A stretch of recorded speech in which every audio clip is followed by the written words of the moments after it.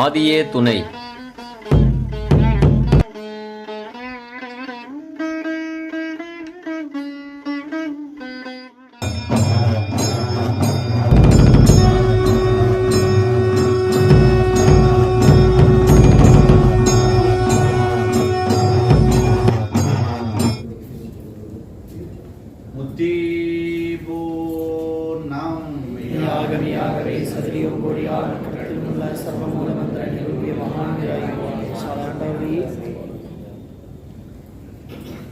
காட்சியலாம் என கழித்த கருணை வேந்தே, காட்சியலாம் என கழித்த கருணை வேந்தே, கவனரச குளிகையரே கனி கொண்ணாத மாட்சிமையாமின்னாளி மாநிலத்தில் மாட்சிமையாமின்னாளி மாநிலத்தில் மானிடச் சட்டை தாங்கி வந்திங்கென்னை பேச்சலினாவனை, இந்த பேச்சலினாவனை அமுதனாவோனாக்கி பெருங்கவத்தை அறுத்தறிந்த பிரணவோனே, பிரணவனே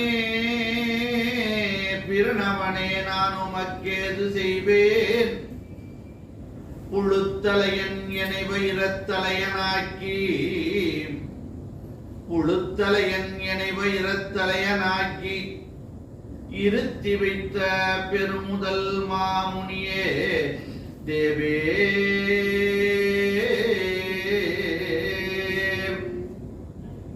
தேவாதி தேவா திருவையாரா திருவரங்க திருக்கைலாசவாசா, தேவாதி தேவா திருவையாரா திருவரங்க திருக்கைலாசவாசா, தீன் குலத்திலகநாயகா தேவபரமண்டலத்தில் இருக்கும் பிதாவே, திரண்டனைத்தும் ஒன்றாக வந்த மெய்வழி தெய்வமே, உங்கள் திருவடி கமலங்களுக்கே கோடி கோடி கோடி நமஸ்காரம்.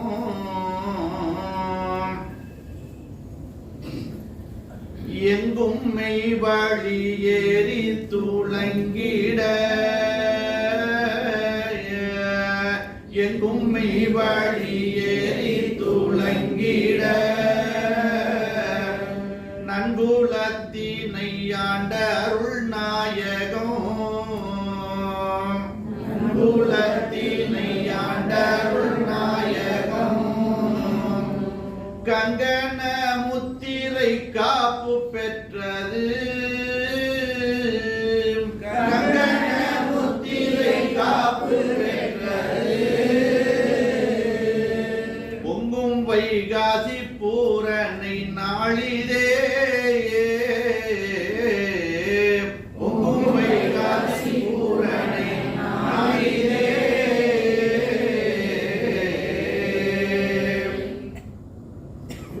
நேற்று ராத்திரி இரவு அன்னபூரணா ஹோட்டலுக்கு தம்பி கூட்டிட்டு வரும்போது திருவிழாவை பத்தி, இப்போ அடுத்து 10 நாள் திருவிழா, 10 நாள் இருக்கா, 10 நாள் திருவிழா, அதை பத்தி ஒரு வார்த்தை 2 வார்த்தைன்னு சொல்லுங்க. நான் வேற தலைப்பு கொண்டு வந்தேன், இருந்தாலும் அவர் சொல்லிக்கிட்டதுனால அந்த தலைப்பு பேசிட்டு அப்புறம் நம் தலை செழிப்பதற்காக இந்த திருவிழா, வைகாசி திருவிழா எதற்காக, இந்த வைகாசி திருவிழா தான் நாம் கொண்டாட போறோம். வர 10 நாள்ல நம் தலை செழிப்பதற்காக சர்வத்தையும் துறந்து நம் பாட்டைய தனிகமணிப்பிரான் அவர்களோட 22 ஆண்டுகள் கூடவே எப்படி கூட போனாங்க, நிழலும் நகமும். நாம் ஒரு மணி நேரம் 2 மணி நேரம் வந்து உட்கார்ற 22 ஆண்டுகள் எப்படி போனாங்க, நகமும் சதையும் போல, நிழலும். நிழல் வேற இடத்துலயும் உருவம் வேற இடத்துல இருக்குமா, அதே எங்க உருவம் இருக்கோ அப்படி போனாங்க. நாம் இந்த 1 மணி நேரம் இதை நம்ம தெரிஞ்சுக்கணும். 1 மணி நேரம் 2 மணி நேரம் வந்து முத்திப்பேரை யார் வந்து முத்திப்பேரை ஆற்றினாலும் அதை வந்து சிறக்கணும் அப்படின்னு சொன்னா நாம் அதை கவனமா கேட்கணும். அதுக்கு தகுந்த மாதிரி வரணும். இன்னொரு இதையும் நான் அன்பா எல்லாத்தையும் கேட்டுக்கிறேன். மெய்வழி முறைப்படி நாம் இங்க வரணும். இந்த சபைக்கு வரும்போது மெய்வழி முறைன்னு ஒண்ணு இருக்கு. பஞ்சகச்சம், தலப்பா இல்லையா, அதெல்லாம் கட்டி வரணும். பேண்ட் போட்டுட்டு வரக்கூடாது. இனிமேல் அதாவது புதுசா இன்னைக்கு வர்றவங்க வரலாம். இன்னைக்கு தான் பார்க்க கேட்க வர்றாங்க. நான் சொல்றது இன்னைக்கு கேட்க வர்றாங்க. அவங்களுக்கு மெய்வழியை பத்தி தெரியாது. அவங்க தலப்பா எல்லாமே வரலாம், பேண்ட் போட்டுட்டு வரலாம். ஆனா நாம் என்ன பண்ணணும், அடுத்து நாம் பழகிட்டோம். போனது நம்ம மெய்வழினா என்னன்னு தெரியும், சபைனா என்னன்னு தெரியும் நமக்கு. அப்படிங்கும்போது நாம் என்ன அதுல மாறணும். உடையில மாறினா தான் உள்ளமும் மாறும். உள்ள மாறினா உடையும் மாறும். அதுபோல ஏன் அப்படின்னா இந்த உடை முக்கியமானது. இந்த உடை எப்படி அப்படின்னா உடை முக்கியமானது.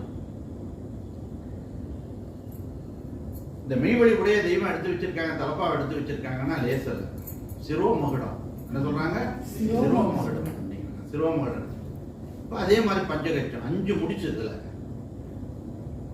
அதை கட்டாயமா அணிய வச்சுன்னா அது வச்சிருக்காங்க. இலங்கையில அந்த அம்மாவை சிறை எடுத்து போயிடுறாங்க. யார? சீதாதேவி சிறை எடுத்து. அந்த அம்மாவை எப்படியோ அந்த ஆசைக்கு, தன்னுடைய ஆசைக்கு, இலங்கேஸ்வரன் தன்னுடைய ஆசைக்கு கொண்டு வந்துடணும்னு எவ்வளவோ முயற்சி பண்றாரு. ஆனா அந்த அம்மா அதுக்கு மசீதா அப்படின்னு ஏன் இந்த உடைக்காக நான் சொல்றேன். மசீதா அப்படின்னா மசீதா. அவரும் நல்ல அலங்காரமா உடை போட்டுக்கிறாரு, வாசனை திரவியங்களை நல்லா பூசிக்கிறாரு, எல்லாமே செஞ்சு போறாரு. அந்த அம்மா அதுக்கெல்லாம் ஒன்றும் சரி. அவருடைய அசிஸ்டன்ட் ஒருத்தர் கூடவே எப்பவுமே அசிஸ்டன்ட் இருப்பாங்க இல்லையா, அவர் சொல்றாரு, என்ன சொல்றாரு அப்படின்னா, நீங்க இப்படி முயற்சி பண்றதுக்கு ராமர் மாதிரியே வேஷம் போட்டீங்கன்னா, ராமர் மாதிரியே நீங்க வேஷம் போட்டீங்க அப்படின்னு சொன்னா அந்த அம்மா மசிஞ்சிருமே அப்படின்னு யார் சொல்றா? அது அசிஞ்சம். போடா பைத்தியகாராங்கிறார் அவர். போடா பைத்தியகாரா, ராமர் மாதிரியே வேஷம் போட்ட உடனே எனக்கு நல்ல குணம் வந்துருது, கெட்ட குணம் புரியுதா? நான் வேஷம் போட்டேன். யாருடைய வேஷம் போட்டேன்? ராமர் மாதிரி. அந்த எண்ணமே எனக்கு வரல அப்படிங்கிறது. ஏன் அப்படின்னா இந்த உடை அவ்வளவு முக்கியமானது. அதுக்காக நான் சொல்றேன், இந்த உடைக்காக இந்த கதையை சொல்றேன். இந்த உடை நம்ம எடுத்துக்கிற உடை அப்படி எடுத்துனா தெய்வம் அதுக்கு தான் இந்த உடையை எடுத்து வச்சிருக்காங்க. ஏன் தலப்பாவை ஏன் எப்பவும் கட்டிட்டு போய் சொன்னாங்க அப்படின்னா, நீ ஒரு தீங்கு செய்யும் போது கூட தெய்வம் நம்ம கூட இருக்காங்க, நாம தீங்கு செய்யக்கூடாது. தலப்பா இருக்கு. யாராவது பார்த்தா என்ன நினைக்கும்? நினைவு நம்மளை எப்படி மாத்திரும்? நன்மையாக மாற்றி விடும். அதுக்குதான் இந்த உடையை எடுத்து வச்சாங்க. அதனால புதுசா வர்றவங்க கட்டாயம் இல்லை. அதுக்காக உடனே என்ன பண்ணுவாங்க, புதுசா என்னடா போகும்போது தலப்பா கட்டிட்டு போக சொல்றாங்க, பஞ்சகச்சம் கட்ட சொல்றாங்க, வராம இருக்கும். அப்படி அல்ல. நாம் இதில் பழகிட்டோம்னா நாம் அந்த பஞ்சகச்சத்தோட இடக்கச்சையோட அங்கிருந்து கிளம்ப, நாளைக்கு என்ன சபைனா இன்னைக்கே நினைவு வச்சு எல்லாத்தையும் ரெடி பண்ணி கொண்டு வந்து அங்க கட்டலனாலும் இங்க வந்து கட்டி எல்லா சபைக்கு வரணும்னு உங்களை எல்லாம் அன்பாக கேட்டுக்கிறேன். அப்போ இதுதான் அந்த கதையும் உங்களுக்கு சொன்னேன். இந்த கதையை ஞாபகம் வச்சுருக்கீங்கன்னா உங்களுக்கு அது ஞாபகம் இருக்கு. அந்த உடையினுடைய மகத்துவம் என்ன அப்படிங்கிறதுக்காக அது. இப்ப தெய்வம் 22 ஆண்டுகள் எப்படி போனாங்க? நகமும் சதையும் போல. சரி, ஏன் அப்படி உடனே அவங்க மட்டும் போனாங்க நகமும் சதையும் போல, நிழலும் உருவம் போல போனாங்க அப்படின்னா, வாடி நெஞ்சுடைந்து வகையொன்று மிளதாய் ஓடும் கண்ணீரால் உடலெல்லாம் நனைய, இனி என் செய்வோம் என்றுளம் ஏங்கி அநியாய மரணமே ஆகும் என்றுருகி கருகிய இதயம் கலங்கிய காலம். யாருக்கு கலங்குச்சு? அப்ப பாட்டைய பார்த்தோம் இல்ல, அதுக்கு முன்னாடியே அந்த இதயம் எப்படி இருந்துச்சு? அதனால நமக்கு அந்த இதயம் கலங்கி இருந்தா இப்ப நம்மளும் போலாம். நமக்கு இதயம் கலங்கி இருக்கா? அப்ப இதயம் கலங்காதனாலதான் நாம் இத எளிமையாக லேசாக நாம் நினைக்கிறோம். இதை கனம் கொண்டு நினைக்கணும். அப்ப அவங்க ஏங்கி நின்னாங்க, அந்த அநியாய மரணம் வந்துடுமே, அந்த அநியாய மரணத்திலிருந்து நாம் ஜெயிக்கணுமே, நான் எப்படியோ அந்த ரவராதி நரகத்துக்கு போகக்கூடாதே அப்படிங்கிற அந்த உறுதுணை அவங்களுக்கு ஆரம்பத்திலிருந்தே, குழந்தையிலிருந்தே, சின்ன பருவத்திலிருந்தே இருந்ததுனால இப்படி பாட்டையா வந்து அதை கண்ட உடனே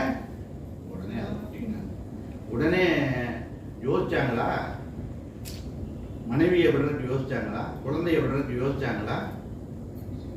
பணம் சம்பாதிக்கிறதுக்கு காசுக்காரன் பாளையத்துக்கு போறதே பணம் சம்பாதிக்கிறதுக்கு தான் போனாங்க. ஆனா பணம் சம்பாதிக்கிறதுக்கு போன காரியம் என்ன ஆகி போச்சு? விஞ்ஞானத்தினுடைய அந்த இன்னைக்கு மெய்வெளி செழித்து வளருது அப்படின்னு சொன்னா தெய்வம் எங்க போனதுக்காக? காசுக்காரன் ஆலயத்துக்கு போனதுனால இன்னைக்கு அங்க போனதுனாலதான் பாட்டையாவை சந்திக்க முடியுது. பாட்டையாவை சந்திச்சோடனே நம்ம மாதிரி யோசனை பண்ணி அங்கிருந்து மெய்வெளிச்சாலையிலிருந்து முத்திப்பேர் ஆற்றுக்கு கோயம்புத்தூருக்கு வரோம்னா 100 யோசனை 100 இது நமக்கு நல்லா ரூம் போட்டு கொடுத்து எல்லாம் பண்ணாலே 100 யோசனை எங்களுக்கு வருது. அவங்க எப்படி பண்ணாங்க அப்படின்னா உடனே மனைவி கண்டதும் பெண்டு பிள்ளைகை விட்டார், பிள்ளைகை விட்டார், காதற் பிறப்பு தாய் தந்தை விட்டார். நம்ம போய் விட்டுட்டு போக வேண்டாம். இத நினைச்சமா? நான் விட்டுட்டுலாம் போய் சொல்ல, விட்டுட்டு போய் சொல்ல தெய்வமும் சொல்லல. இதை நினைக்கணுமா இல்லையா? கண்டதும் பெண்டு பிள்ளைகை விட்டார், பிள்ளைகை விட்டார், காதற் பிறப்பு தாய் தந்தை விட்டார், ஊரை விட்டார், நல்லுறவு விட்டார், உறவு விட்டார், உடும் பொருள் நீதி விட்டெழுந்தார். அந்த பணம் தான் உள்ள வந்து நுழைஞ்சு கெடுக்கிறதே. அந்த ஊடும் பொருள் நிதியும் விட்டெடுத்தார். 36,000 வெள்ளிக்காசுகள், வண்டி மாடு எல்லாம் செழித்து வளர்ந்துட்டு இருக்கும் போது அந்த காலத்துல 30,000 வெள்ளிக்காசுனா இது எத்தனையோ கோடி. அதை விட்டெடுந்தார். அப்புறம் போறாங்க, எல்லாத்தையும் விட்டுட்டாங்க. தெய்வம் போயிட்டு இருக்காங்க பாட்டையா பின்னாடி. பார்த்தா பொண்டாட்டி வருது, புள்ள வருது, சொத்து வருது, சுகம் வருது, எல்லாம் இங்கே வருது, பின்னாடியே வருது. எதுல வருதுன்னா நினைவுல வருது. விட்டுட்டாங்க. நினைவுல விட்டார்களா என்றால் இல்லை.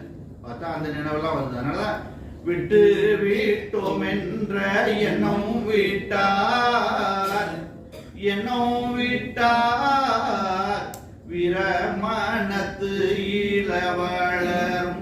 எப்ப வீரமனத்து இளவலராக ஆகுறாங்க அந்த ஆதிபிதா ஆதிசிவனே எப்ப வீரமனத்து இளவலராக ஆகிறார்கள் என்றால் விட்டு விட்டோம் என்ற எண்ணத்தை விட்டார்கள்.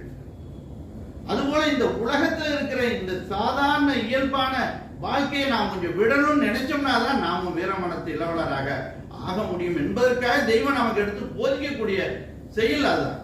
அதுக்காக விட்டுட்டு போறாங்க. போனவனே சாப்பாடு ரெடியா அங்கிட்ட பண்ணி வச்சிருந்தாங்கடா எங்கிட்டாவது. சரி, அவங்களுக்கு என்ன வயசு? பாட்டையாவுக்கு 600 வயசு. இவங்களுக்கு என்ன வயசு இருக்கும்? 25 இல்லாட்டி 30 வயசு இருக்கும். ஒரு குழந்தை எவ்வளவு வயசு இருக்கும்? 27. சரி, 27 இல்ல 30 வச்சுக்கோ. பின்ன 2-3 வருஷம் முன்ன பின்ன இருந்துட்டு போகுது. அதனால ஒண்ணும் இல்லை, நம்ம கரெக்டா பார்க்க வேண்டியது இல்லை. அப்போ 600 வருடம் உள்ளவரோட இந்த 30 வயசுக்காரர் போனாருன்னா எப்படி இருக்கும்? சரி, அவரை பின்னாடி விட்டு இவர் முன்னாடி வேக வேகமா நடந்து போனாரா? எப்படி நடந்து போயிருப்பார்கள் என்று நீங்க நம்ம இங்க இன்னைக்கு நினைவுல நினைச்சு பார்க்கணும். அதுதான் ஞானம். அவர்கள் பட்ட பாடை நீ பட்டது மாதிரி நினைச்சினாலே உனக்கு அந்த ஞானம் லபிக்கும். அதுக்குதான் இந்த திருவிழா. வேற எதுக்கு திருவிழா? அம்மா வந்து போயிட்டு வணங்கிட்டு வர்றதுக்கா? அவர்களுடைய பாடு என்ன? இந்த வைகாசி திருவிழா எதற்காக எடுத்து வச்சாங்க? என்ன செஞ்சுட்டு இருக்கிறோம் நாம் நினைக்கிறதுக்காக. அப்ப அவங்க போறாங்க. அவர்களை அவங்க எவ்வளவு மெதுவா நடப்பாங்க. 600 வயசுனா அவங்க எவ்வளவு மெதுவா நடப்பாங்களோ அதுக்கு மெதுவா பின்னாடியே நடந்து போய், சரி போற பாதையில 2 பாதை போச்சு அப்படின்னு சொன்னா இந்த பக்கம் போலாமா அந்த பக்கம் போலாமான்னு கேட்டார்களா? இல்லை. அவர்கள் கண் ஜாடை, அந்த கண் ஜாடை அப்படி காட்டினாங்கன்னா எங்க போலாம் பேசுறாங்களா? நம்ம என்ன பண்றோம்? 100,000-8 கேள்வி கேட்டு மனுஷனை புண்ணுபடுத்திடும். என்னையா கூட்டிட்டு போயிட்டே இருக்கிறீங்க, ஒரு பதிலும் சொல்லாம அப்படின்னு. அங்கிருந்து வர்றதுக்குள்ளேயே ஜெயராமன்னா கோயம்புத்தூர்ல ட்ரெயின்ல வர்றதுக்குள்ள 100 கேள்வி அப்படின்னா அப்ப என்ன? இங்க கோயம்புத்தூர் போயிட்டு இன்னைக்கு வந்து நாளைக்கு போறோம். 1008 கேள்வி, 22 ஆண்டுகள் கேள்வி கேட்டாங்களா? பாட்டையா பார்த்து உதிர்த்தார்கள் என்றால் அது அப்படி கவகம் போட்டுட்டாங்க. எப்படி மெஞ்ஞானம் கிடைச்சதுன்னா இவர்கள் கேட்டு பெறவில்லை. அவர்கள் எப்பாவது ஒரு வார்த்தை அதை விட்டுட்டு இப்படி போறாங்க. மலசர்கள் இருக்கக்கூடிய அந்த தளத்துக்கெல்லாம் போய் அங்க காடு மேடு என்றால் மேடான இடத்துல போய் தங்குவாங்க. தங்குறது எங்க தங்குவாங்க? மேடான இடத்துல. ஏன் அப்படின்னா பூச்சி போட்டு வராம இருக்கணும் அப்படின்ட்டு. அதுக்கு பாட்டையா படுத்து பார்த்தது இல்லைன்னு தெய்வம் சொல்றாங்க இல்லையா? பாட்டையா படுத்து பார்த்தது இல்லைன்னு தெய்வம் படுத்திருப்பார்களா? அப்ப கவனிச்சிருந்தானே தெரியும். அடுக்கல, பார்த்துக்கிட்டே இருந்தாங்க. இப்படியெல்லாம் இருந்து அவர்கள் அந்த ஞானத்தை பெற்று அப்புறம் இவர்களை பல சோதனைகள் வைக்கிறாங்க தெய்வத்துக்கு. ஏன் அப்படின்னா இந்த உலகத்தை ஆள வந்தவர்கள் இந்த ஆறறிவு ஆட்டை மேய்க்கணும். அப்ப அந்த ஆறறிவு ஆட்டை மேய்க்கிறதுக்கான பயிற்சி கொடுக்கணும் இல்லையா? அதுக்காக பல சோதனைகள், அதெல்லாம் சொன்னோம்னா ஒன்று நேரம் அதுக்கு கொடுத்து கூட்டிட்டு போயிட்டு அப்புறம் ரெட்டியப்பட்டியில போய் ஆடு மேய்க்கக்கூடிய அந்த இதை கொடுக்குறாங்க. ரெட்டியப்பட்டியில எதுக்கு ஆடு மேய்க்கிறதுக்கு ரெட்டியப்பட்டியில கொண்டே கொடுத்தாங்க? ஏற்கனவே சின்ன பிள்ளையில தான் ஆடு மேய்ச்சிருக்காங்க தெய்வம். சின்ன பிள்ளையிலே ஆடு மேய்க்கிறது மாடு மேய்க்கிறது தான் அவங்களுக்கு விளையாட்டு. அதுதான் நல்லதுன்னு நினைச்சிட்டு போய், ஆனா ஆடு மாடு தான் மேய்ச்சாங்களே உடைய அந்த மகரிபத்து மாலையை வாங்கி கொண்டு போய் பொந்துகளை வச்சு அந்த மரப்பொந்துல வச்சு எடுத்து. ஏன் அப்படின்னா அந்த ஞான இச்சை அந்த மாதிரி அந்த இச்சை வரும். ஞான இச்சை வந்தா போதும். நம்ம என்ன போய் செவக்க முடியாத செமந்து கொண்டு போய் யாருக்கா கடவுளுக்கோ தெய்வத்துக்கோ யாருக்கா கொடுக்க போறோமா? ஒண்ணும் கிடையாது. தெய்வீக இச்சை கடவுள்னு ஒருத்தர் இருக்கிறாரு. அவர் தான் இந்த உலகத்தை படைச்சு அவர் தான் இயக்கிட்டு இருக்கிறாரு. அவர் இல்லாம அவனன்றி ஒரு அணுவும் அசையாது. தெய்வத்தினுடைய இதனாலதான் இவ்வளவு அசைஞ்சு கொண்டு இருக்குது அப்படின்னு நினைக்கிறது என்ன பெரிய காரியமா? இந்த காரியத்துக்கு அப்படின்னு யோசிக்கிறாங்க. அதனால அதை நினைக்கக்கூடாது. அப்படின்னா அப்ப ஏன் அப்ப ஆடு மேய்க்க வச்சாங்க அப்படின்னா மேட்டிமை என்னும் கொடுமை தரித்திரியம் வரணும். நான் யாருன்னு தெரியுமா? அந்த மேட்டிமை என்னும் கொடுமை தரித்திரம் யாருக்கு வரக்கூடாதுன்னு நினைச்சாங்க? ஆதிபிதா ஆதிசிவனுக்கே வரக்கூடாதுன்னு நினைச்சா நாமெல்லாம் எதுக்காக எடுத்து தெய்வம் சில மறைச்சிருக்கலாமே தெய்வம். நல்லா கவனம் நினைக்கணும். நாம அத தன்னையே தாழ்த்தி பேசிக்குவாங்களா? ஏன் தாழ்த்தி சொல்றாங்க? அங்க தன்னையே பாட்டையே எனக்கு இந்த சோதனை வச்சாங்க. ஏன் அப்படின்னா கொடுமை மேட்டிமை என்னும் கொடுமை தரித்திரியம் வரக்கூடாது. அவங்களுக்காக சொன்னாங்களா? நம்மளுக்கு இந்த மேட்டிமை என்னும் கொடுமை தரித்திரியம் வந்துவிடக் கூடாது என்பதற்காக அதை மாண்மையில் அட்டு வைக்கிறாங்க. நம்ம ஒரு நாளாவது அதை நினைச்சு பார்த்தோமா? நினைச்சு பார்க்கணுங்கிறதுக்காக. அப்புறம் ஆடு மேய்க்க சொன்னாங்களே. என்னையா ஆடு மேய்க்க சொல்றாங்க? நம்ம வந்த வேலை ஞானம் ஏதோ தருவாருன்னு வந்தோம். இவர் ஆடு மேய்க்க சொல்லிட்டு இருக்கிறாரு அப்படின்னு நினைச்சாங்களா? என்ன நினைச்சாங்க? இட்ட பாணி எல்லாம் தந்தலைக்கே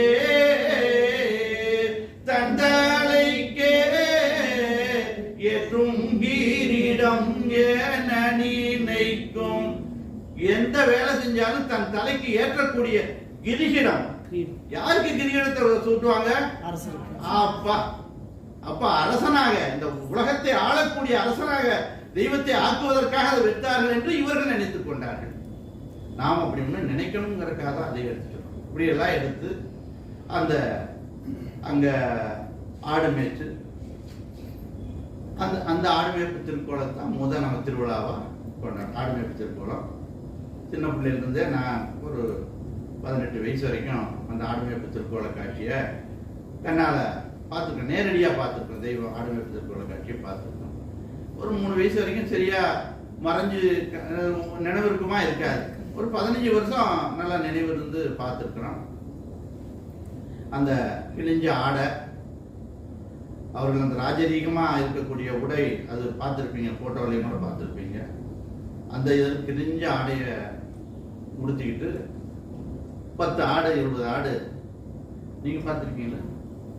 10 ஆடு 20 ஆடு அங்க மேய்ச்சிட்டு இருப்பாங்க. வாங்கறிவா வச்சு அங்க இருக்கிற இலதலை கூட ஒரு கருப்பான் நிப்பாப்பார். குப்பி வெட்டி கருப்பாங்க நிப்பார். கூட ஆடு இருந்து ஓடி போயிடாம இருக்கிறதுக்காக அவர் நிற்பாரு. நாங்கெல்லாம் போய் பக்கத்துல போக முடியாது. ரொம்ப பக்கத்துல போய் இருக்க முடியாது. கூட்டம் வரும்போது அப்படி லேசா கொஞ்சம் கொஞ்சமா பக்கத்துல போயிடுவோம். நான் கம்மாக்குள்ள போய் உள்ள நிற்போம். தெய்வம் அங்க தள்ளி ஆர்கனைஸ் பண்ணுவாங்க. அப்புறம் அதை பாட்டு பாடி வந்து தெய்வம் இப்போ பாட்டு படிக்கிறாங்களே அதே பாட்டு பாடி தெய்வம் அந்த உள்ள கம்மாக்குள்ள கம்மா வெளியவே நம்ம ஆட்ட நாளை கட்டி அதை பார்த்துட்டு தரிசனம் பண்ணிட்டு இப்படி வந்துடும் உள்ள.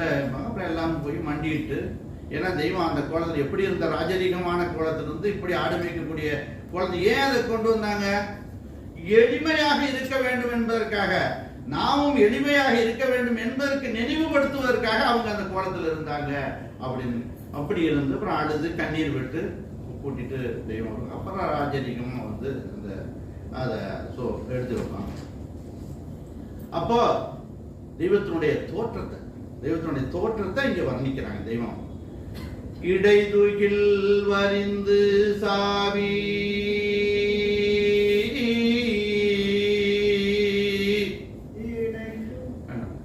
இடைதுகில் வரிந்து சாவி இலகு கோவணம் துளங்க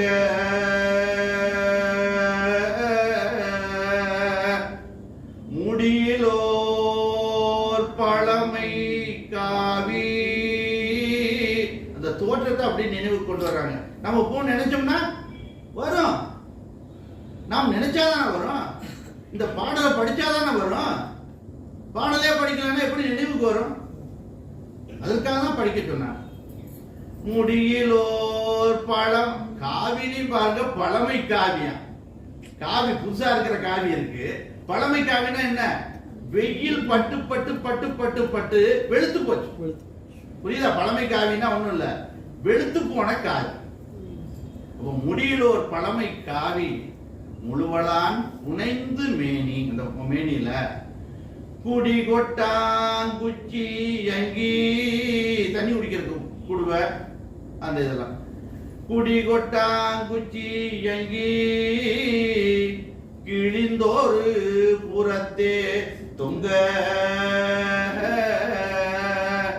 வடிவுடை ஆடு மேய்க்கும் வாங்கரி வாழ்கை ஏந்தி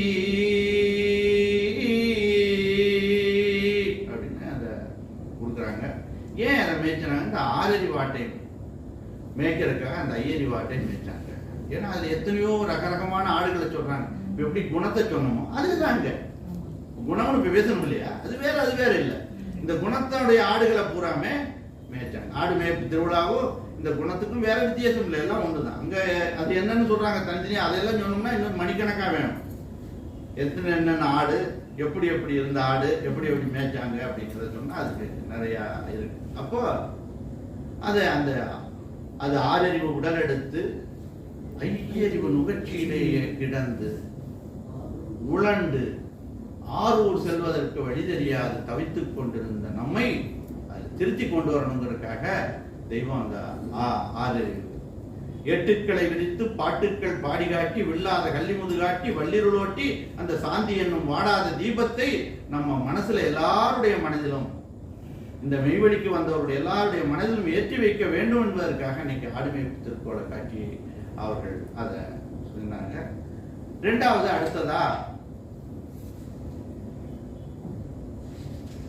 வந்து தவம் பண்ண சொல்றாங்க. எங்க திருப்பரங்குன்றத்துல தவம் பண்ண சொல்றாங்க. தெய்வம் நான் சுருக்கமா வந்துட்டேன்.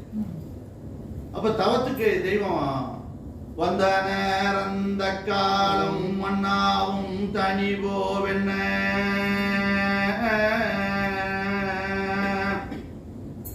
இவரை கூடவே வச்சுக்க கூடாது. யாரை கூடவே வச்சுக்க கூடாது? தெய்வத்தை. யார் நினைக்கிறா? பாட்டையா நினைக்கிறாங்க. தெய்வத்தை நீ கூட வச்சுக்க கூடாது. இவரை தனியா எங்க வச்சாதான் இவர் போய் இந்த மெய்வழியை நடத்த முடியும். இல்ல அப்படின்னா இவர் நம்ம கூடவே இருந்தா நம்மளை பிடிச்சுக்கிட்டே இருப்பாரு. வேண்டாம், பிரிக்க வைக்கிறாங்க. பிரிக்க போறாங்க அப்படின்னு நினைவுல நினைச்சோடனே தெய்வத்துக்கு குபி இருந்துச்சு. என்ன இப்படி நம்ம இப்படி இருந்தோமே, இவரோடவே இருந்துட்டு போயிருவோம்னு நினைச்சோமே அப்படின்னு நினைக்கிறாங்கன்னு அவங்களுக்கு பயங்கரமான துக்கம், துயரம் தாங்க முடியாது. ஆனா அதுதான் அந்த பாடல் வந்தன அந்த காலம் மன்னாவும் தனிவோவென்ன தந்தையை பிரிந்து அங்கே தாம் இருந்தெல்லை விட்டு. தந்தையை பிரிஞ்சுட்டாங்க. அந்த எல்லையை விட்டு வர்றாங்க. எந்தெந்த படியோ வெண்ண நடுக்காட்டில் விட்ட மாதிரி என்ன பண்ண போறோம் நம்ம போய்? இவங்க துணை இருந்துச்சு, பாட்டையாவுடைய துணை இருந்துச்சு, நாம தனியா போய் எப்படி இந்த மெய்வடியை நடத்தி இந்த உலகத்துல இந்த மெய்யை விதைக்க போறோம் அப்படிங்கிறத மனசுல எண்ணிட்டு தான் சொன்னாங்க. எந்தெந்த படியோ வெண்ண இளமனந்தனில் உலாவ என்ன பண்ணாங்க? ஒரு ரகசியத்தை தந்தையை எங்க வச்சாங்க பாருங்க. தந்தையை சிந்தை வைத்து, தந்தையை தூக்கி பாட்டையாவை தோல்ல தூக்கிட்டு வந்தாங்களா? தூக்கிட்டு வந்தாங்க. ஆனா பாருங்க, தூக்கிட்டு வந்தாங்க இல்ல, பொய் மூணு தூக்கி பண்டில வச்சது. அது பிரிஞ்சு அகிலவளம் வரும்போது பிரிஞ்சு வரும்போது, ஆனா பாட்டையாவை தூக்கி வந்தார்கள். எப்படி தூக்கி வந்தார்கள் அப்படின்னு நம்ம கவனிக்கணும். பாட்டையா விட்டுட்டு வரல, யாராவது நம்ம நினைச்சோமா என்றால் நினைக்கல. இதை படிச்சா நினைவுக்கு வரும், ஆனா படிக்கிறது இல்ல. தந்தையை பிரிந்து அங்கே தாம் இருந்தல்லை விட்டு, தந்தையை என்ன, தந்தையை தூக்கி சிந்தையில வச்சுட்டார். தந்தையை சிந்தை வச்சு, அப்ப என்ன தந்தையை சிந்தை வச்சாங்கன்னா, பாட்டையா சொன்ன அவ்வளவு பொக்கிஷங்களுமே எங்க எடுத்து வச்சாங்க? சரி, அது போல தெய்வம் எடுத்து வச்சிருக்காங்களே, அதையெல்லாம் நம்ம சிந்தையில வைக்கலாமா வைக்க கூடாதா? அப்ப தந்தையை நம்ம விட்டுருவோமா? அப்ப நம்ம சிந்தையில வச்சாதானே நம்ம தெய்வ தந்தையை நாம் சிறுசில வச்ச மாதிரி இருக்கோம். ஆனா வைக்கிறோமா? கேள்வி. வைக்கணுங்கிறதுக்காக தெய்வம் எடுத்து சொல்றாங்க. இந்த பாடல் எதுக்கு சொல்ற? தந்தை, என் தந்தை பாட்டையாவை உங்களுடைய பாட்டனை நான் தூக்கி தலையில வச்சுட்டு வந்தேன், சிந்தையில வச்சுட்டு வந்தேன். நீ என்னை தூக்கி சிறுசில வை. அவருடைய திருவாக்கு, அவருடைய பாடல், அவருடைய மான்மியத்தை எடுத்து என்ன பண்ணணும்? சிந்தையில வச்சோம்னா தெய்வத்தை காணமே போய் மெய்வடிச்சாலையில போய் தேடிட்டு வந்து தலையில சிந்தையில உட்கார்ந்து இருக்கார்களே, அதை நினைச்சோமா? அப்ப தேடினா எப்படி கிடைக்கும்? அவங்க வந்து இங்கே உட்கார்ந்துட்டு இருக்காங்க. தந்தையை சிந்தை வைத்து தனி வழி நடந்து வந்தார். தனிமையாக வழி துணை இன்றியே எப்படி வர்றாங்க? விட்டுட்டாங்க. தனிமையாக வழி துணை இன்றியே அந்த தானெடுந்தூரம் காடு கரைகளும் பணிசை கேணியும் தோட்டம் நீரோடையும் பாறை குன்றும் பாடுகை நிலங்களும் களிமயில் கூட்டம் கருவேலாங்காடுடன். நான் இத படிச்சேன் அப்படின்னா என் நினைவுல ஒடியாதே இருக்குது. இப்ப பார்க்கலாமா பார்க்க கூடாது? அப்படி படிச்சாதானே பார்க்கலாம். இப்ப கருவேலாங்காடு எல்லாம் கண்ணுக்கு தெரியுமா தெரியாதா? அப்படிதான் மெய்வழி போய் அடையிறதுன்னா இப்படிதான் பார்க்கணும். அப்ப களிமயில் கூட்டம் கருவேலாங்காடுடன் கனல் வீசும் பரந்த பாங்காடுகள் தணிகையும் மண்ணு குமாரர் தங்கி தங்கி தணிகை மண்ணு குமாரர் தங்கி தங்கி தனியே வந்து பாரங்குன்றம் ஏறினார். எரி நின்று இளம் தளிர் மேனியர் தெரியாய்ந்து திரண்ட மலையின் மேல் கூறிவிட்ட கூறிப்பின் குகை கண்டு நேரில் வந்து நிலைத்தவ காலமே. பரங்கற்றத்துல தனிமையாக வந்து அவங்க சொன்ன குறிப்பை வச்சு தெய்வம் தவத்தில் ஏறி நிற்கிறது தான் பாசுபத தவக்கோலப்பாவா. ரெண்டாவது முதல் அடிமை பெற்றுக்கொள்க பாசுபத தவக்கோலப்பா. மண்ணுடை பரப்பினுள்ளே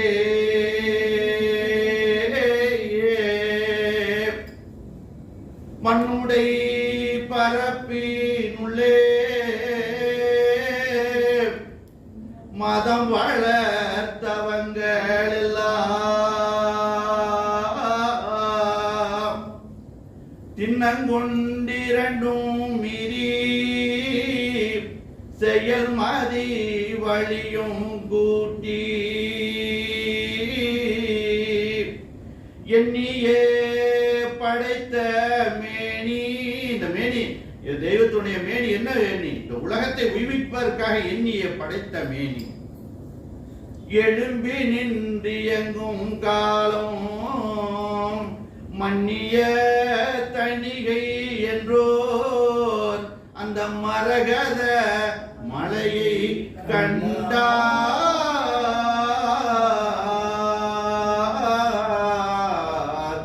பல காட்சிகள் எத்தனையோ அந்த தவத்துல இருந்து காட்சிகளை தான் பாசுபத தவக்குழப்பாவில் எடுத்து கொடுக்குறாங்க. அது என்னென்ன சன்னதம் பெறாங்க அந்த தவத்துல இருந்து, எத்தனை சன்னதங்கள் அப்படிங்கிறது அது பெரிய வரலாறு இருக்கு. அது இருக்கு, ஆனா நமக்கு நேரம் இல்லை, புரியுதா? அதனால அதை விட்டுட்டு அடுத்தது நாம பாசுபத தவக்குழப்பா அந்த மாதிரி வந்துருது. அடுத்து என்ன பண்றாங்க, இந்த வரும்போது நினைக்கிறாங்க, தெய்வத்தை பாட்டையா விட்டு பிரிஞ்சு வரும்போது நினைக்கிறாங்க, இந்த உடல்ல இருக்கிற சதைய பூரா பிச்சுட்டு புலிகள் நிறைந்த காட்டுக்குள்ள தள்ளுனா எப்படி இருக்குமோ அது போல ராஜ மங்கையானவள் அரசி, நல்லா கவனி, அரசி, அவளுக்கு பிரசவ வேதனை, நல்ல பிரசவ வேதனை. நாடே சொந்தம்,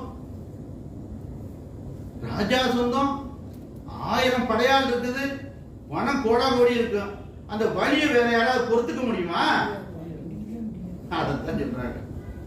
அந்த எப்படி அவள் அனுபவிப்பாள், அந்த ராஜமங்கையானவள் எப்படி அனுபவிப்பாளோ அந்த வேதனையில் நான் அனுபவித்தேன் பாட்டையாவை விட்டு பிரிஞ்சு வருவதற்கென்று கண்ணீர் விட்டு கதறி சொல்கிறார்.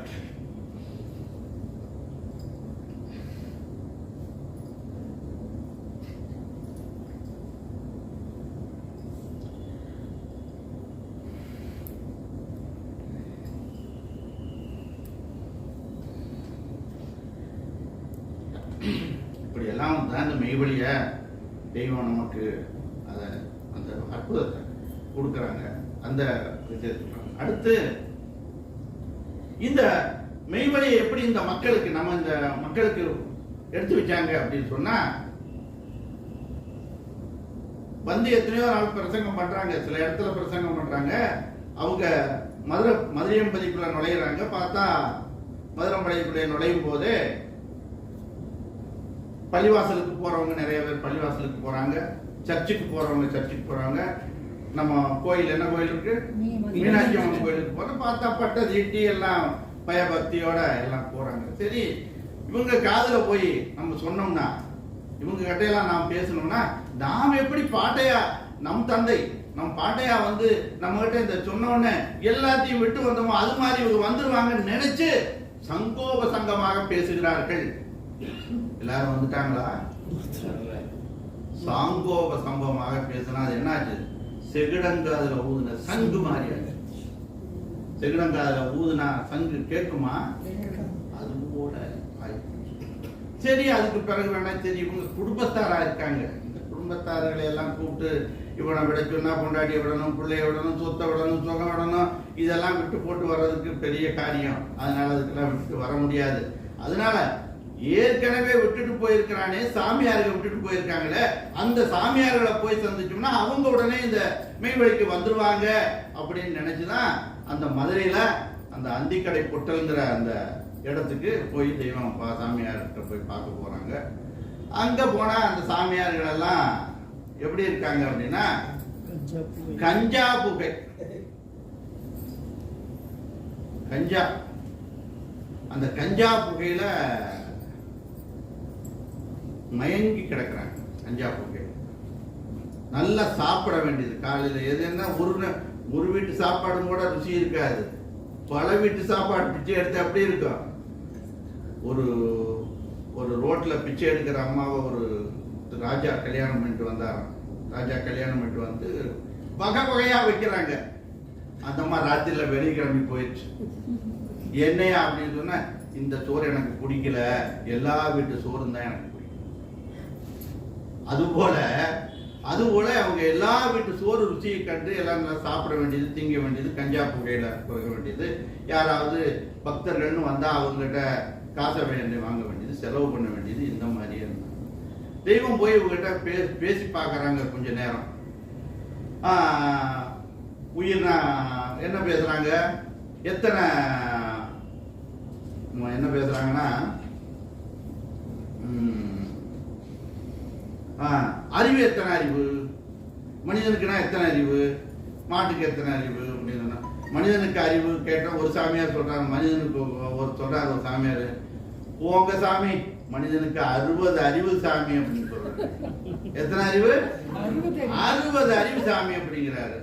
இன்னொருத்தர் இவருக்கு தெய்வம் 60 அறிவான்னு கேட்டோடனே ஒரு தப்பா இருக்கும் போல இருக்கு அப்படின்ட்டு இன்னொரு சாமியார் சொல்றதுக்கு வாய் எடுக்கிறாரு. அவரை இவர் தடுக்கிறார். இந்த சாமியார் 60 சொன்ன சாமியார், நான் 60 சொல்லியே அந்த சாமி ஒத்துக்கல, நீ சொல்லிதான் ஒத்துக்க போதா, விடியா அப்படின்னு. தெரியாதுக்கு பதில் சொல்லணும் இல்லையா அப்படின்னு. 6 அறிவு இந்த மனிதனுக்கும் கூட தெரியாத அந்த சாமியார்கள் கூட்டத்தில் போய் மாட்டேன், சாமிக்கு உடனே சாப்பாடு போட்டு வைங்க அப்படிங்கிறாங்க. சாப்பாடு தெய்வம் சாப்பிடல. அப்புறம் கஞ்சா அவங்க அடிக்கிறாங்களே அந்த கஞ்சா, அதையும் கொண்டு வந்து தெய்வத்திட்ட கொடுத்து, சரி இவனுக்கு சரிப்பட்டு வராது அப்படின்னா அன்னைக்கே அந்த காசாய உடைய கிழிச்சு அவங்க முகரையிலே தூக்கி வெட்டறிஞ்சிட்டு தெய்வம் இனிமேல் இந்த குடும்பத்தாரை திருத்தி, இந்த குடும்பத்தோட இருக்கிறவங்கள அவனை திருத்தி இந்த மெய்வழிக்கு ஏத்த முடியுமே தவிர இந்த மடையன்களை என்னைக்கும் இந்த திருத்தி ஏத்தவே முடியாது, இவனுக்கு கஞ்சா புகையில இருக்கிறவங்க அப்படின்னு சொல்லிதான் அதை எடுத்து வர்றாங்க. அதை தெய்வம் இங்க நடத்தி காட்டினாங்க. இங்க வந்து நேரா பார்த்துருக்கோம். எங்க குடிக்காட்சி அப்படின்னு சொல்லி இருடியர் கட்டம் குடிக்காட்சி என்று உள்ள ஆலயத்துக்குள்ள நடத்தினாங்க. அந்த பழம்பெட்டி எல்லாம் வச்சிருக்காங்க இல்லையா, அந்த இடத்துல அந்த பாதையில அப்படியே திருமாலிக்கு போற பாதை இருக்குல்ல, அதுக்கு முன்னாடி இருடி இப்போ தேடு கூடமெல்லாம் நடக்குது இல்லையா, அந்த இடத்துல நடத்தினாங்க. ஒரு தடவை கொடிமரத்திலேயே வச்சு நடத்தினாங்க. இப்போ சாமியார்கள் வந்து வேஷம் போட்டு எப்படி சாமியார் வேஷம் போடுறது அப்படின்னு சொல்லி யார் சாமியார் வேஷம் போட்டாங்க அப்படின்னு சொன்னா, சாமியார் வேஷம் நம்ம நட்சத்திரந்தர் சாமியார் வேஷம் போட்டார். பேராண்டி அனந்தர் தெரியுமா? பேராண்டி அனந்தர் தெரியாது. பேராண்டி அனந்தர், பாண்டி அனந்தர், தபோ அனந்தர், மேவடி ஜெயபிரகாஷ் அனந்தர், மேவடி கோவிந்த ஐயங்கார். கோவிந்த ஐயங்கார் அவர் தான் ஜமீன். முதல் தங்க செம்போட வருவாரு, அப்புறம் வெள்ளி செம்போட வருவாரு. காணா போச்சு எங்க வந்து சாமியார்ட்ட வந்து, அப்புறம் வெள்ளி செம்போட, அப்புறம் பித்தளை செம்போட வருவார். இந்த மாதிரி காணா போச்சு. அந்த நாடகத்தை அப்படியே கொண்டு வந்து எல்லாத்தையும் தாடி வச்சு எல்லாம் வேஷம் போட்டு அதை நடத்தி காட்டியிருப்பாங்க. நீங்க பார்த்துருக்கீங்களா? ஒரு தடவை நான் நிறைய தடவை பார்த்துருக்கேன். பாண்டியனந்தர், பேராண்டியனந்தர், தபோவானந்தர், ஜெயபிரகாசனந்தர். ஜெயபிரகாசனந்தர் யாருன்னு தெரியுமா? ஜெயபிரகாசன்.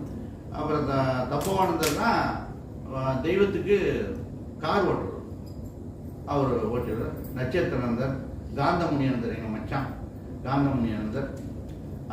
நம்ம வீரவள்ளியோட அப்பா ஜெகமகில், வீரவள்ளியோட அப்பா ஜெகமகில்லாம் ஒரு இது போட்டு நடத்தி காட்டுவாங்க. அப்புறம் எல்லாம் இதே மாதிரி அந்த அங்கே நடந்த மாதிரி அந்த காட்சியெல்லாம் நடத்தி ஒரு தெய்வம் முகரையில் பிச்சு போட்டுட்டு தன்னுடைய அந்த உள்ள ஒரு ஒன்றரை ஜானுக்கு ஒரு அங்கி போட்டிருப்பாங்க. 1.5 ஜான் இருக்கும் அந்த அங்கி, பிரமாதமாக இருக்கும். அந்த அங்கிக்கும் அந்த அவருடைய கலர் மேனிக்கும், அந்த மேனிக்கும் அதை பார்க்க எத்தனையோ கண்ணு வேணும். அதோட அப்படி குதிச்சு ஒரே எட்டு எப்படி பாஞ்சு தெய்வம் சின்ன பையன் மாதிரி எட்டி பாஞ்சு உள்ள போயிடுவாங்க. அப்புறம் போனவர்கள் அதுக்கு பிறகு மறுபடியும் போய் ட்ரெஸ்ஸை எப்பவும் போல உடைய அணிஞ்சிட்டு வந்து, இவங்கெல்லாம் பொய்யா ஒரு வேஷமா போட்டிருந்தாலும் இவங்களை பிராய்ச்சித்தம் பண்ணணும் இல்லையா. இவங்க வேஷம் போட்டாங்க இல்லையா சாமியார், நினைவுல கொஞ்ச நேரமாவது அந்த பொய்ச்சாமியாரா இருந்தாங்க இல்லையா, அந்த பொய்ச்சாமியாரா இருக்கிறத திருத்தணும்னு மறுபடியும் அவங்க பிராய்ச்சித்தம் பண்ணி தெய்வம் ஏத்துக்கிட்டாங்க. அந்த ஏற்றுக்கொண்ட காட்சிகளை தான் பண்ணோம். அப்புறம் அதுக்காக தான் பாவ விமோச்சன திருமணம். அடுத்து நம்ம என்ன பண்றோம்? பாவ விமோச்சன திருமந்திரம் போதுறோம். எப்பாவது ஒரு தடவை, வருஷத்துக்கு ஒரு தடவை அந்த பாவ விமோச்சன திருமந்திரத்தை போதி இந்த திருவிழாவை எல்லாருக்கும் புத்தாடை. ரம்ஜான் வருது, கிறிஸ்துமஸ் வருது, அவங்களுக்குலாம் புத்தாடை இருக்கு இல்லையா. நமக்கு புத்தாடை திருவிழாவாக இந்த வைகாசி திருவிழாவை தெய்வம் நமக்கு அதுக்காக எடுத்து வச்சிருக்காங்க. அந்த வைகாசி திருவிழாவை தான் நான் 10 நாளைக்கு கழிச்சு கொண்டாட போறோம். அதனால அந்த இதை அந்த குடிக்காட்சி அண்ணன் சொல்லுவார், சின்னவர் சொல்லி தான் போய் புத்தாடை நீங்க ஊத்திட்டு வாங்க அப்படின்னு சொல்லி அதுல தான் நாம் இருக்கோம். இந்த இதுல ஒரு சின்ன ஒரு 5-10 நிமிஷம் இந்த இதுதான் குடிக்காட்சியது. நாங்கள் எங்கள் தகப்பனார் மெய்வழிக்கு வந்த விவரத்தை சொல்லிட்டு நான் இந்த முத்திப்பேரை முடிக்கிறோம்.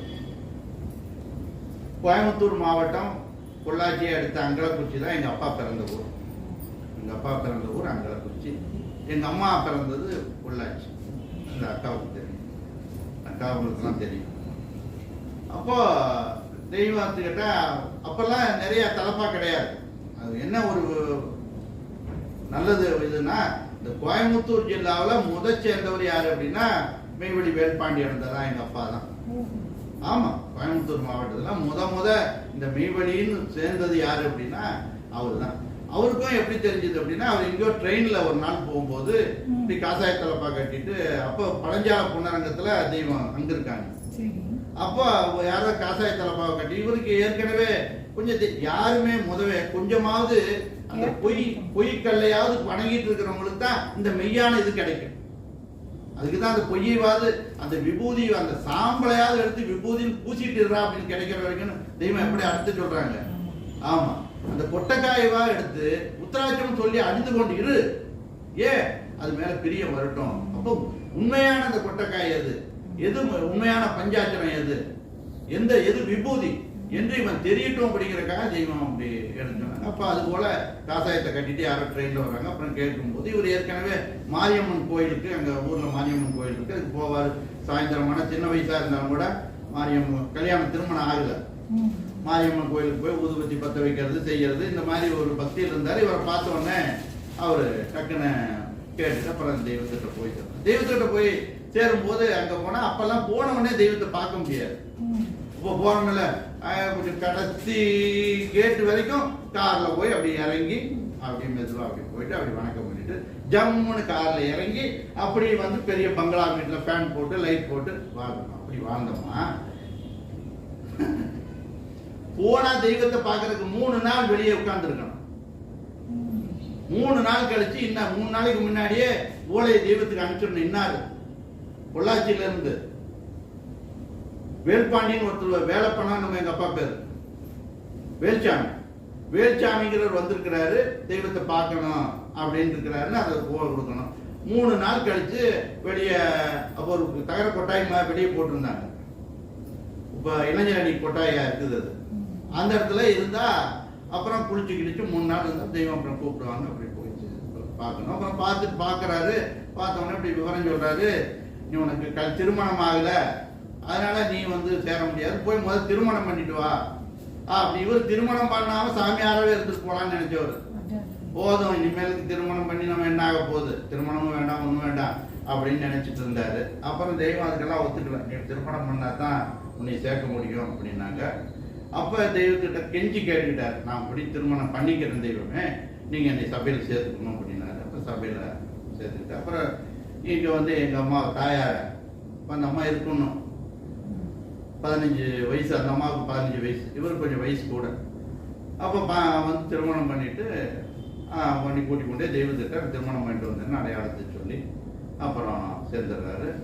அப்போ அப்படி இருக்கும்போது தான் அந்த அம்மா 15 வயசுலயே அந்த கொண்டு அங்கேயே சேர்த்துறாரு. அந்த 15 வயசுல இருந்து அந்த அம்மா எங்க இருக்குது, மெய்வழிச்சாலையில. இப்ப பங்களாவில் இருந்த மாதிரி இருந்துச்சா அப்படின்னா இல்ல.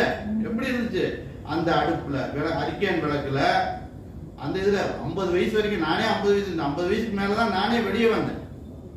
இந்த பிள்ளைகள் எல்லாம் படிக்கணும், அவங்க எல்லாம் இல்லாட்டி அந்த அந்த கீத்து கொட்டாயில அந்த லைட் இல்லாத சின்ன லைட் வச்சு வெளிச்சத்துல தான் வாழ்ந்தோம். அந்த அம்மா அப்படிதான் வாழ்ந்துச்சு. 15 வயசுல இருந்து இன்னைக்கு மெய்வழிச்சாலையிலேயே அதிக வயசோட வாழ்ந்துட்டு இருக்கிறது யாரு அப்படின்னா சம்பூர்ணானந்தி தான். 80 வருஷம், அதாவது 95 வயசு ஆகுது. 15 வயசுல போனது. அதாவது மெய்வழிச்சாலைக்கு வந்துட்டு போவாங்க, அது வேற. மெய்வழிச்சாலையில இருந்ததுக்கு சொல்றேன் நான், வந்துட்டு போறது வேற. மெய்வழிச்சாலையில இருந்து இப்ப 95 வயசு ஆகுது. 80 வருஷமா மெய்வெளியில பிரயாணம் பண்ண ஃபர்ஸ்ட் முதலாளா இருந்தவங்களாம் அடக்கமாயிட்டாங்க. இப்ப இருக்கிற ஒரே ஆள் சம்பூர்ணானந்தி தான் இருக்கு. அப்புறம் தெய்வத்துக்கு என்ன செய்யணும், அப்பவே தொழிலெல்லாம் விட்டுட்டார் கம்ப்ளீட்டா. பொள்ளாச்சியில் பெரிய எஸ்டேட்ல ஒரு துறைக்கட்டை, வெள்ளக்கார துறைக்கட்டை, அந்த காலத்துல பெரிய எஸ்டேட்ல, ஏலக்காய் எஸ்டேட்ல ஒரு 100 பேர் 200 பேர்த்த வச்சு வேலை பார்த்தார். அதையெல்லாம் அப்பவே தெய்வம் குடித்தூணி வைத்திருக்கும் ஆணியாடின்னு வருது இல்லையா, அது இந்த ஆணியாடியில உலகம் அணைஞ்சு போகும். வாடா வாங்கடான்னு சொல்லி எங்களை எல்லாம் சின்ன சின்ன பிள்ளையா இல்லை நாங்கெல்லாம் போய் பிறந்ததே அப்பதான் போய் தொழிலை விட்டுட்டார். தொழிலை விட்டுட்டு அங்கே போய் இருந்தா அங்கே அவ்வளோதான். தொழில் இல்லைன்னா அங்கே வாழ முடியுமா? கஷ்டத்துலையும் நஷ்டத்துலையும் வாழ்ந்து எப்படியோ இருந்தோம். ஆனா தெய்வத்துக்கு செய்யணுங்கிற எண்ணத்துல அவருக்கு மிஞ்சின ஒரு ஆள் கிடையாது. அந்த காலத்துல பணம் நிறைய இருந்துச்சு, அப்ப சம்பாதிச்சுட்டாருன்னா அதை பாதுகாக்க தெரியல. அப்பா கொண்டு போய் தெய்வத்துக்கு எல்லாம் நிறைய செஞ்சு ஆசனம் வாங்கி கொடுத்தாரு. இந்த கொடிமரத்தை சுத்தி அந்த கம்பி போட்டுக்கிறோம் இல்லையா, அந்த கம்பி அப்பவே திருச்சியில போய், அப்பெல்லாம் டிரான்ஸ்போர்ட் இப்படி எல்லாம் இருந்தது கிடையாது, அப்பவே ஆள் கூட்டிட்டு போய் அதெல்லாம் பண்ணி கொடுத்தாரு. வேன் வாங்குறதுக்கு தெய்வம் வேன் வச்சிருந்தாங்க. வேன், அந்த வேனுக்கு அப்போ 25,000 10 பேர் சேர்ந்து என்னமோ வாங்கினதா இருக்கு. அதுல 25,000 ரூபாய் பணம் கொடுத்தாரு. அப்புறம் புது வண்டி புதுசா அந்த கூட்டு வண்டி, தெய்வம் வேன்ல போகலன்னா அந்த வண்டி மாட்டில் தான் பிரயாணம் பண்ணுவாங்க. நாங்கெல்லாம் மாட்டு வேடிக்கைக்கு தெய்வத்தோட உட்கார்ந்து, எனக்கெல்லாம் அது அந்த பாக்கியம் கிடைக்குமானா யாருக்கும் கிடைக்காது, சும்மா சொல்றது கிடையாது. எப்படி பாக்கியம் கிடைக்கும்? அவங்க பக்கத்து ஊருக்கு மாட்டு வேடிக்கைக்கு போறாங்க, அவங்கள வண்டியில உட்கார்ந்து போறாங்க தெய்வம் அந்த கூட்டு வண்டியில. அதுல எங்களை எல்லாம் தூக்கி இப்படி ஒரு பையன் குழந்தைய தூக்கி உட்கார வச்சு அவங்க பக்கத்திலேயே உட்கார்ந்து அந்த பிரயாணம் பண்ணி போயிருக்கோம். அந்த இடத்துல வேன்ல தெய்வத்தை திருக்கரத்தை பிடிச்சிட்டு ஸ்கூலுக்கு போயிருக்காங்க. அதெல்லாம் சொன்ன நேரம் ஆகும் கணக்கு. தெய்வத்தை திருக்கரத்தை பிடிச்சிட்டு பாதத்தை தொட விட மாட்டாங்க யாரையும். காணிக்கை எத்தனை கொண்டு வந்து வச்சாலும் பாதத்தை எடுத்துக்குவாங்க.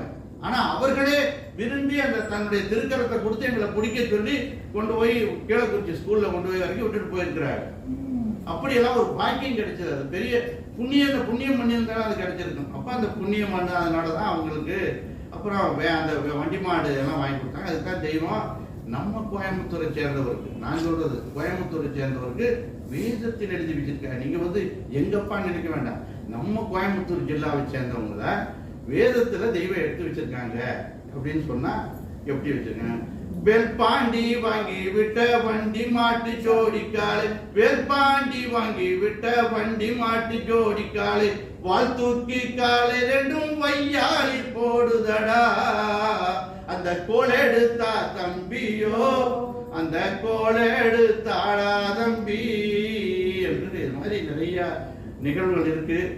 நேரம் இல்லை, அதை கருதி விஜய் சங்கர் கேட்டுக்கொண்டது வேற முத்திப்பேரை கொண்டு வந்தேன். இந்த முத்திப்பேரையும் முடிச்சுக்கிறேன். அடுத்த முத்திப்பேரரை மீண்டும் சிறப்பாக கோயம்புத்தூர் இதில் நடக்கும் என்று கூறி என்னுடைய முத்திப்பேரரை மீண்டும் தொடரும். நமஸ்காரம்.